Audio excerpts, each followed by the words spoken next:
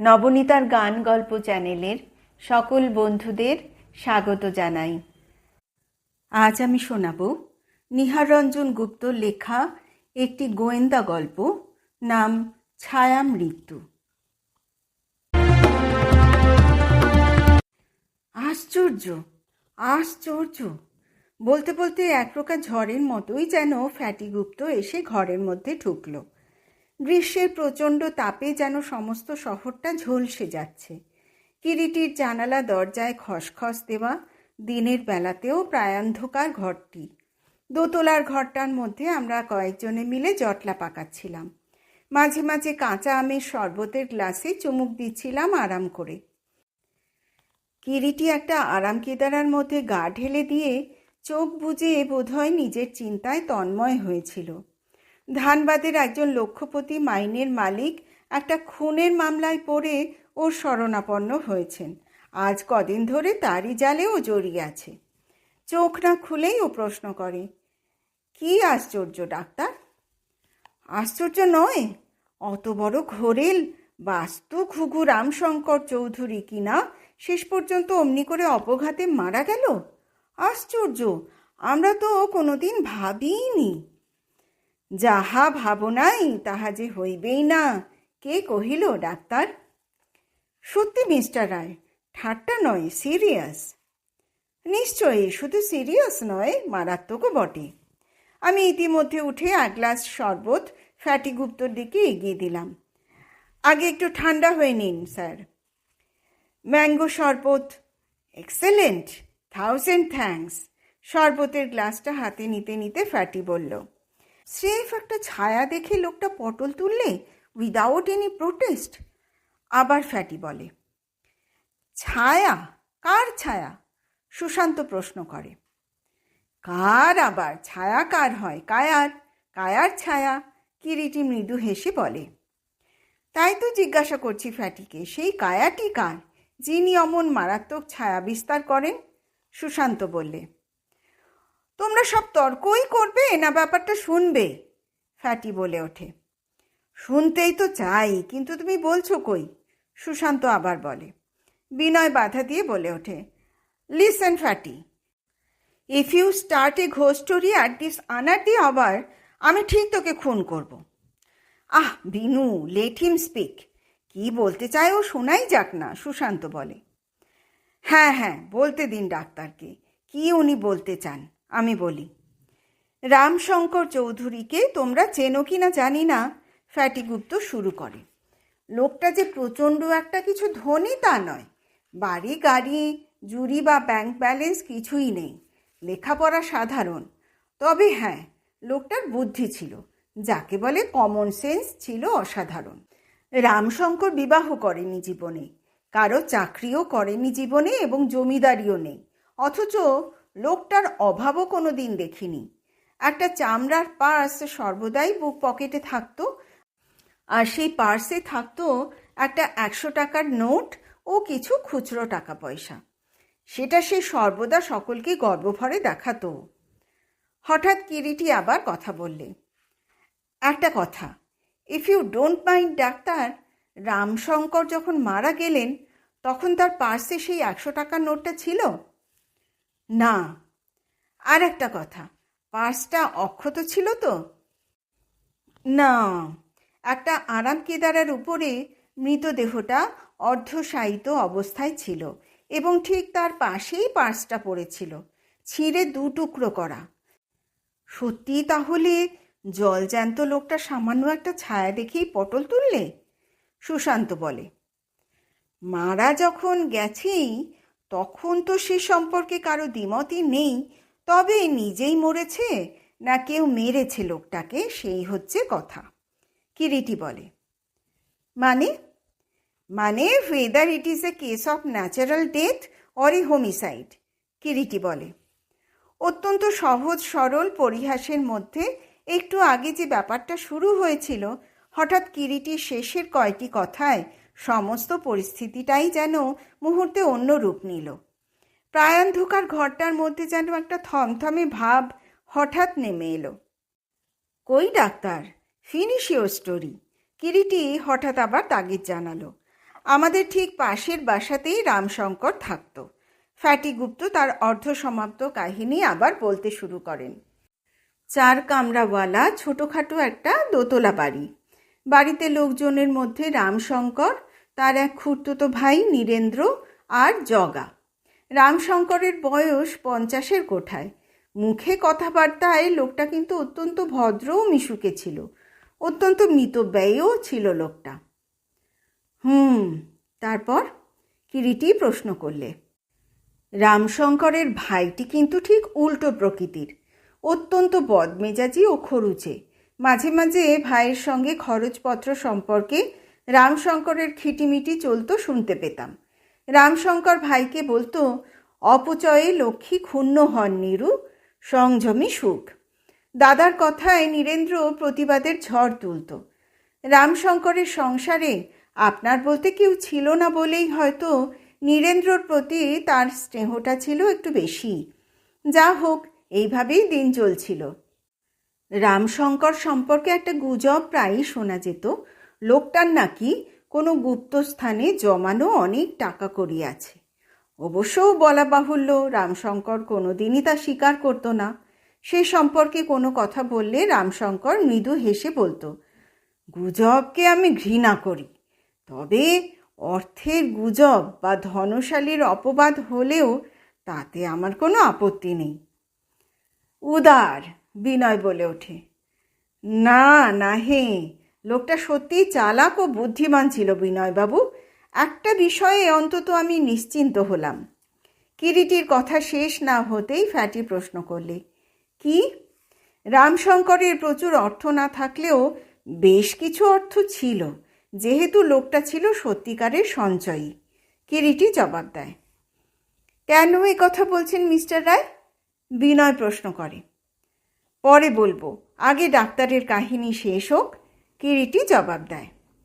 Fatty তার অর্ধসমাপ্ত কাহিনী আবার শুরু করতে যাচ্ছিল, তাকে বাধা দিয়ে কিরিটি আবার প্রশ্ন করলে, আচ্ছা ডাক্তার, আপনি একটু আগে বলছিলেন রামশঙ্কর লোকটা অত্যন্ত অমায়িক ও মিশুকে ছিল। ধরে নিতে পারি তাহলে অনেকেই তার কাছে আসতো যেত, কিন্তু কখনো লক্ষ্য করেছেন কি সাধারণত কোন শ্রেণীর লোক বেশিরভাগ তার সঙ্গে দেখা সাক্ষাৎ করতে আসতো?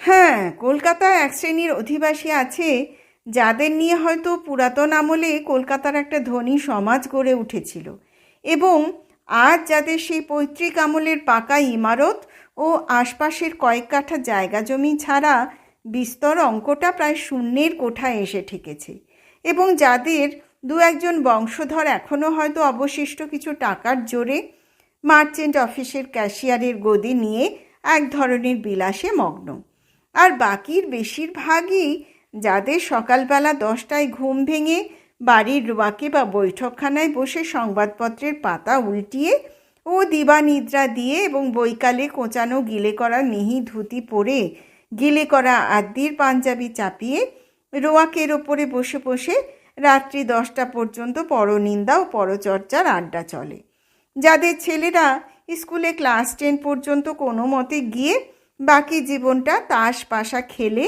ও সিনেমা দেখে কাটিয়ে দেয়, সেই শ্রেণীর লোকেরাই রামশঙ্করের কাছে বেশি যাতায়াত করত। রামশঙ্কর ওয়াজ এ ক্লেভার গাই, ইয়েস। তারপর? পরশুর কথা বলছি। জানি না কী কারণে হঠাৎ সকালবেলাতেই দুই ভাইয়ে প্রচণ্ড তর্ক বিতর্ক হয়ে গেল। ব্যাপারটা কি সঠিক জানতে পারলাম না যদিও, কিন্তু দুপুরের দিকে দেখলাম নীরেনবাবু একটা ভাড়াটে গাড়ি ডাকিয়ে তার বাক্স ও বেডিং নিয়ে বাড়ি ছেড়ে চলে যাচ্ছেন। রামশঙ্করবাবু বাধা দিলেন না? না, দেখলাম দোতলার জানলা দিয়ে রামশঙ্কর ছোট ভাইয়ের গৃহত্যাগের ব্যাপারটা যেন হতভম্ব হয়ে দেখছেন। বুঝলাম ঘটনাটা একটু বেশি দূরই এগিয়েছে। নীরেনবাবুর বাড়ি ছেড়ে চলে যাওয়ার পর থেকেই সমস্ত বাড়িটা যেন হঠাৎ ভয়ঙ্কর রকম স্তব্ধ হয়ে গেল। মাঝে মাঝে রামশঙ্করবাবুর তামাকের জন্য হাঁক ডাক শোনা যেত, তাও আর শোনা গেল না। ক্রমে সন্ধ্যা হয়ে এলো। অন্যান্য দিন বাড়ির 2-3টে ঘরে আলো জ্বলে, আজ মাত্র একটি আলো বারান্দায় জ্বলতে দেখা গেল। তারপর এলো সেই চরম মুহূর্ত। রাত্রি তখন বোধ করি 2:30-3টে হবে। ঘুমিয়েছিলাম। হঠাৎ একটা আর্ত চিৎকারে ঘুম ভেঙে গেল। রাত্রির কঠিন স্তব্ধ অন্ধকারের বুকে যেন চিৎকারটা শব্দের একটা আকস্মিক ঝড় জাগিয়ে মুহূর্তে আবার স্তব্ধ হয়ে গেল, এবং একটু পরেই দেখলাম রামশঙ্করের বাড়ির সমস্ত আলোগুলো দপদপ করে প্রায় একই সঙ্গে জ্বলে উঠল। দেখলাম ভৃত্য জগা হন্তদন্ত হয়ে ছুটে বাড়ি থেকে বের হয়ে গেল। বুঝলাম রামশঙ্কর বাবুর বাড়িতে কিছু ঘটেছে এবং চিৎকারটা সেই বাড়ি থেকেই এসেছে। কৌতূহল হলো, জামাটা গায়ে চাপিয়ে বের হয়ে পড়লাম। হাজার হোক, ভদ্রলোকের সঙ্গে জানাশুনো পরিচয় আছে যখন, তখন একবার প্রতিবেশী হিসাবে খোঁজ নেওয়াও তো একটা দরকার। একটু থেমে ফ্যাটি আবার বলতে লাগলো, পাড়ার শিশির ডাক্তারকে নিয়ে জগা বাড়িতে ঢুকছিল। শিশির ডাক্তারই অনেক দিন থেকে ও বাড়িতে চিকিৎসা করেন। আমিও তখন দরজা বরাবর পৌঁছেছি। প্রশ্ন করলাম, কী ব্যাপার জগা, বাবুর শরীর খারাপ নাকি? কে, ডাক্তার গুপ্ত নাকি? শিশিরবাবু প্রশ্ন করলেন। শুনলাম হঠাৎ নাকি ভয় পেয়ে রামশঙ্করবাবু কেমন হয়ে পড়েছেন। আমি আর শিশির ডাক্তার দোতলায় রামশঙ্করের শয়নকক্ষে গিয়ে প্রবেশ করলাম। ঘরের মধ্যে একটা কম পাওয়ারের বাল্ব জ্বলছে। স্বল্পা লোকে সমগ্র ঘরখানি যেন অদ্ভুতভাবে থমথম করছে। একটা আরাম কেদারার উপরে অর্ধশায়িতভাবে দেখা গেল রামশঙ্কর বাবুকে। চাপা আলোয় রামশঙ্করের মুখের দিকে তাকিয়ে যেন চমকে উঠলাম। কোনো মানুষের মুখ যে এমন বিবর্ণ ফ্যাকাশে হতে পারে ধারণারও অতীত ছিল। বিন্দুমাত্র রক্তও যেন আর অবশিষ্ট নেই সেই মুখের কোথাও। চোখ দুটো খোলা, মণি দুটো পাথরের মতো স্থির। নিদারুণ ভয়ে যেন হঠাৎ দুটি অক্ষিগোলক পাথরের মতো কঠিন স্থির হয়ে গিয়েছে। মুখের রেখায় একটা বিভৎস অসহায় কুঞ্চিত আর্ততা। প্রথম দৃষ্টিতেই বুঝতে কষ্ট হলো না যে ইতিপূর্বেই রামশঙ্করের মৃত্যু ঘটেছে। জীবনে বহুভাবে বহুবার মৃত্যুর সঙ্গে মুখোমুখি দাঁড়াতে হয়েছে, কিন্তু এর আগে এমন বিভৎস মৃত্যুর রূপ দেখেছি বলে মনে পড়ে না। কেদারার দুপাশ দিয়ে দুটো হাত অসহায়ভাবে ঝুলছে, আর ঠিক পাশেই তার চিরসাথী পার্সটা দুভাগ হয়ে আছে। নিষ্ঠুর নখরে কে যেন সেটাকে দুটুকরো করে ছিঁড়ে ফেলে রেখেছে। পুবের জানলাটা খোলা ছিল। হঠাৎ এক ঝলক হাওয়া এসে ঘরের মধ্যে ঢুকে যেন একটা আতঙ্কের শিহরণ দিয়ে গেল।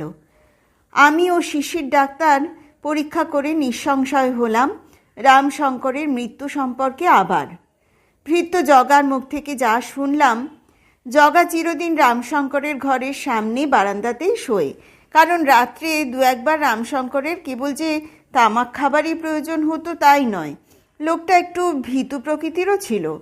হঠাৎ রাত্রে রামশঙ্করের চিৎকার শুনে জগার ঘুম ভেঙে যায়।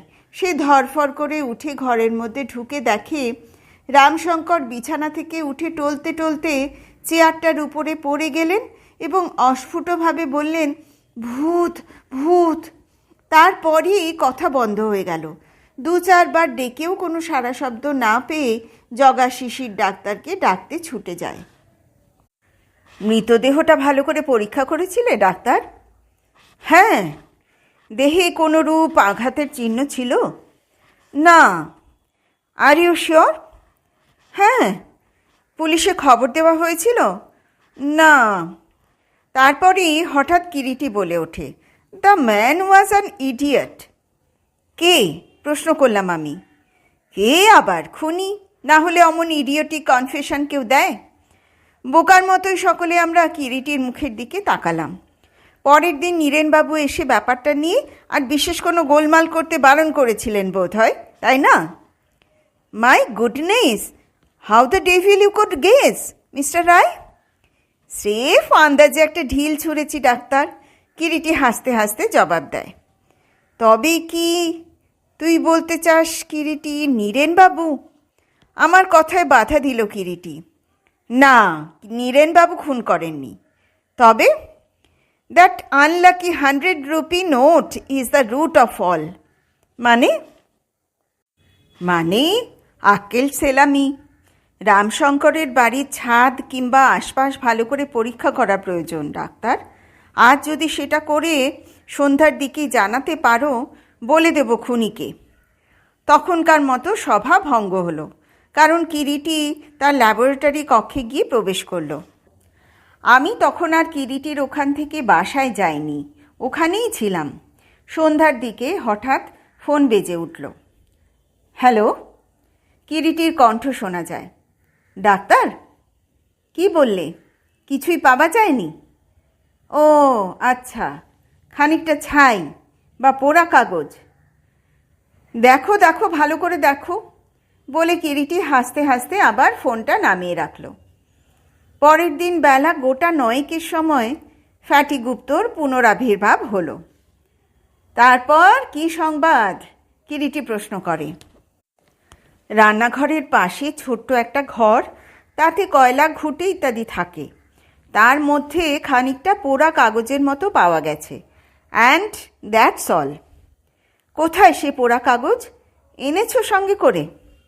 হ্যাঁ, বলতে বলতে কাগজ মোড়া খানিকটা পোড়া কাগজ ফ্যাটি বার করে কিরিটির হাতে দেয়। খানিকটা ছাই ও কালো পোড়া একটু শক্ত কাগজের কিছুটা অংশ। ছাই ও পোড়া কাগজটা দেখতে দেখতে মৃদু অথচ সুস্পষ্ট সখেত কণ্ঠে কিরিটি বলে, আহা, ভূতকেও শেষ পর্যন্ত পুড়ে মরতে হয়? হায় রে! এমন সময় ফ্যাটিগুপ্ত আবার বলে ওঠে, বেচারি নীরেনবাবু তার দাদার মৃত্যুতে অত্যন্ত শকড হয়েছেন।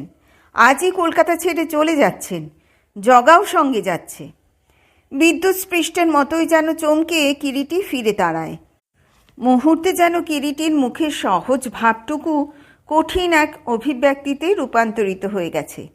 কে কে যাবে বললে ডাক্তার? নীরেনবাবু কলকাতা ছেড়ে চলে যাচ্ছেন জগাকে নিয়ে। কোথায়? কবে? আসামে চলে যাচ্ছেন, আজ দুপুরেই বেরোবেন।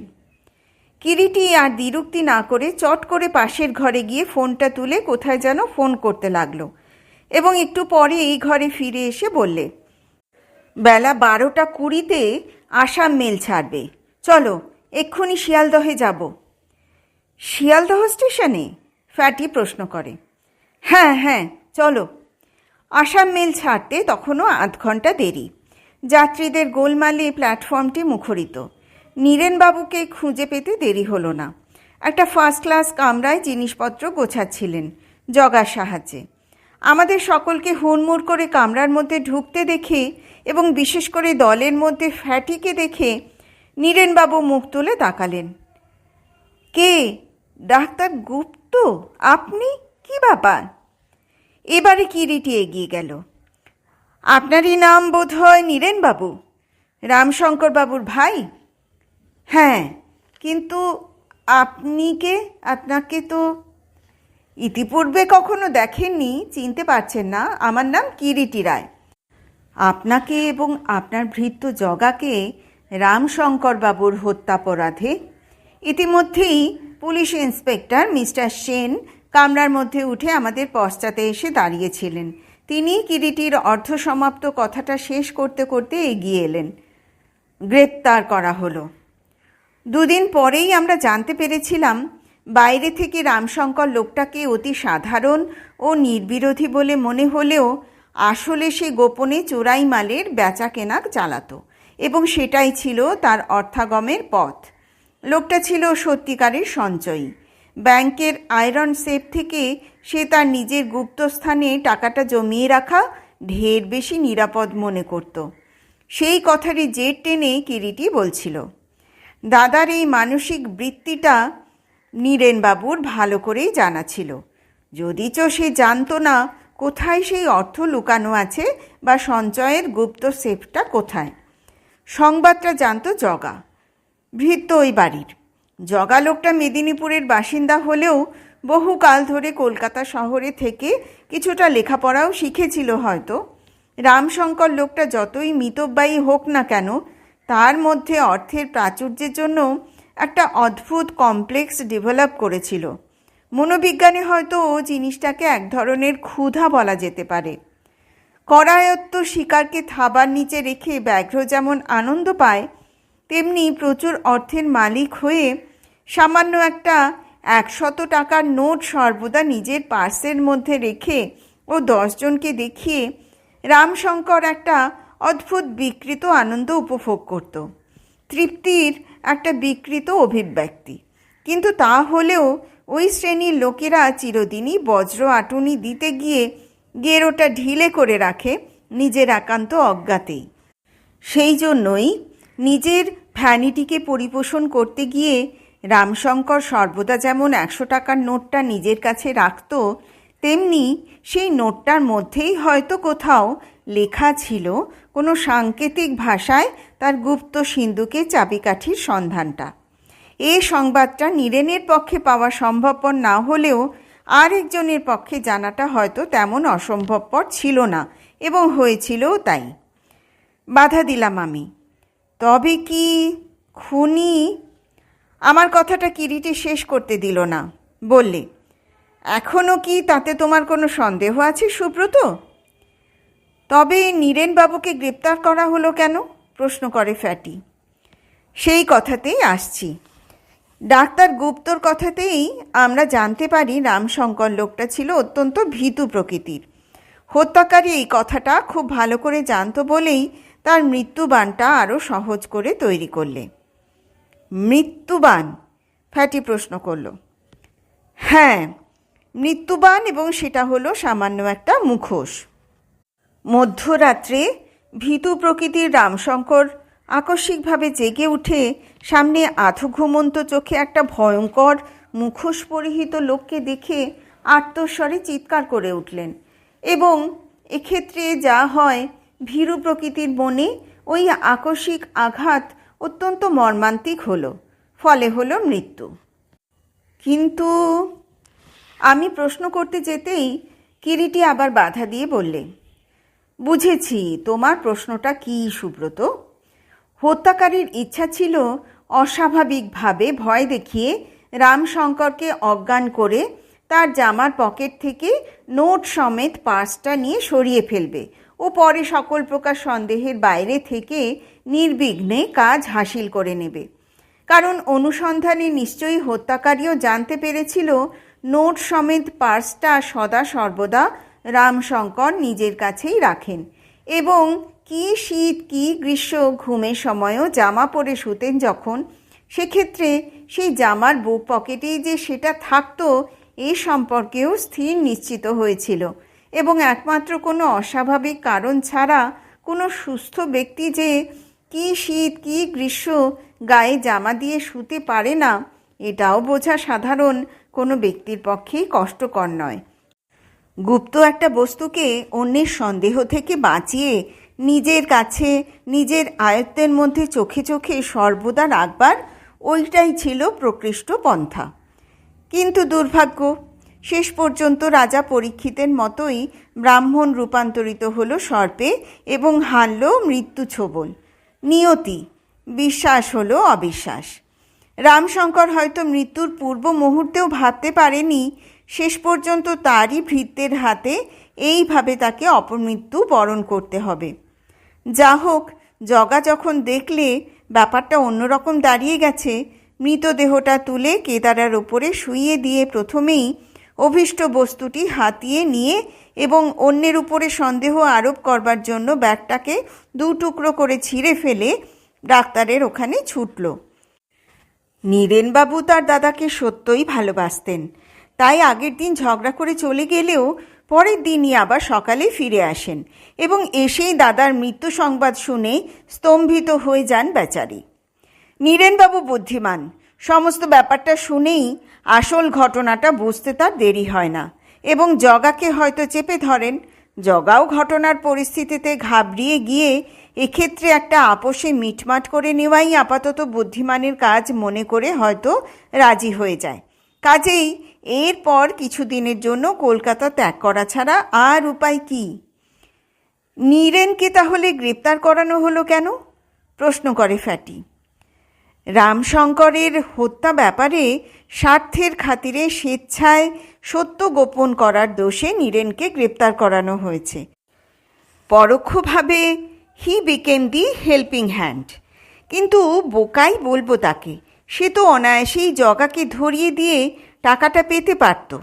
ফ্যাটি বলে, না হে না, আসল চাবিকাঠিটাই তো ছিল সেই আনলাকি 100 রুপি নোটটার মধ্যে। বেগতিক দেখলে জগা সে জিনিসটা সম্পর্কে একেবারে মুখ বন্ধ করতো না, তারও তো কোনো স্থিরতা ছিল না, এবং জগার মতো লোকের পক্ষে সেটাই তো বেশি সম্ভব ছিল, কারণ সে ওই সংকেতটা মুখস্থ করে নিয়ে নোটটা তো পুড়িয়ে দিয়েছিল। তাই জগা মুখ না খুললে নীরেনের পক্ষে গুপ্তধন প্রাপ্তিও অসাধ্য ছিল। শেষ হলো গোয়েন্দা গল্প ছায়া মৃত্যু।